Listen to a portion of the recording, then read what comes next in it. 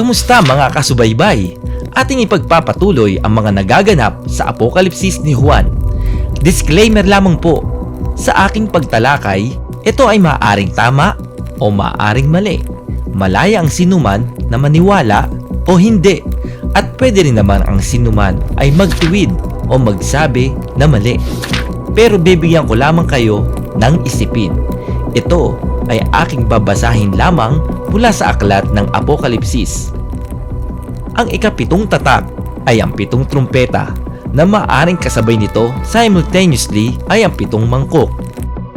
Ating ipagpapatuloy ang pagbabasa.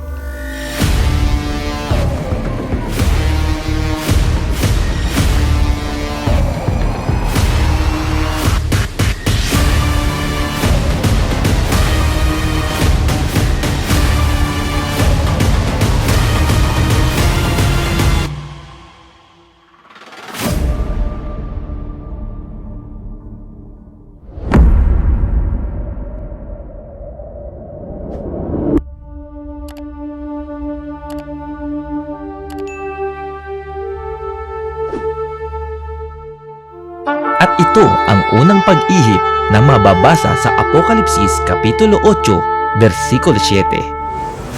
At umihip ang una, at nagkaroon ng granizo at apoy na may halong dugo, at itinapon sa lupa, at ang ikatlong bahagi ng lupa ay nasunog, at ang ikatlong bahagi ng mga punong kahoy ay nasunog, at ang lahat ng sariwang damo ay nasunog. At pagkabuos naman ng unang mangkok dito sa Apokalipsis Kapitulo 16, versikulo 2. At humayo ang una at ibinuhos ang kanyang mangkok sa lupa at naging sugat na masama at mabigat sa mga taong may tanda ng hayop na yaon at nangagsamba sa kanyang larawan. Ang ikatlong bahagi ng lupa ay nasunog, pati punong kahoy at damo, na ito ay naging sugat naman sa masama sa mga taong may tanda ng hayop na yun ang 666. Sila rin yung nagsamba sa larawan ng hayop. At sa ikalawang pag-ihip naman dito sa Apokalipsis Kapitulo 8, versikulo 8. At umihip ang ikalawang anghel, at ang tulad sa isang malaking bundok na nagliliyab sa apoy ay nabulusok sa dagat, at ang ikatlong bahagi ng dagat ay naging dugo.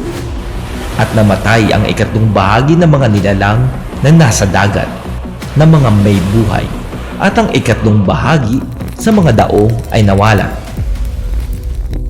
Ano naman ang nakasulat sa ikalawang mangkok dito naman sa Apokalipsis Kapitulo 16, versikulo 3? At ibinuhos ng ikalawa ang kanyang mangkok sa dagat, at naging dugo na gaya ng isang patay, at bawat kaluluwang may buhay sa makatuwid ay ang nangasa dagat ay nangamatay.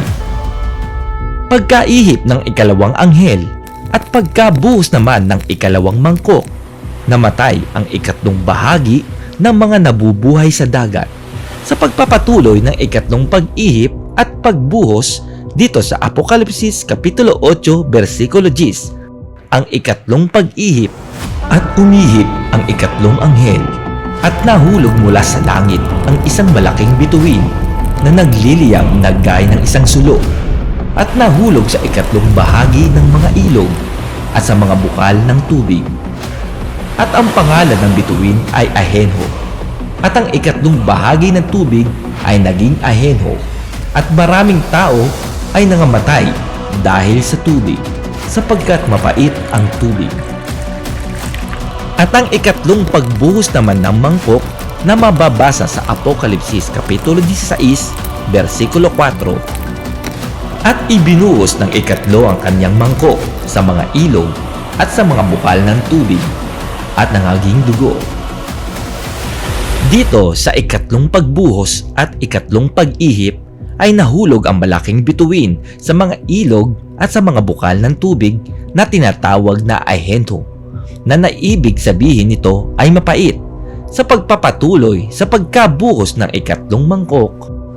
At narinig ko ang anghel ng tubig na nagsasabi, "Matuwid ka na ngayon at ng nakaraan, o banal, sapagkat humatol ka na ngayon sa sapagkat ibinuhos nila ang dugo ng mga banal at ng mga propeta at pinainom mo sila ng dugo. Ito'y karapat-dapat sa kanila.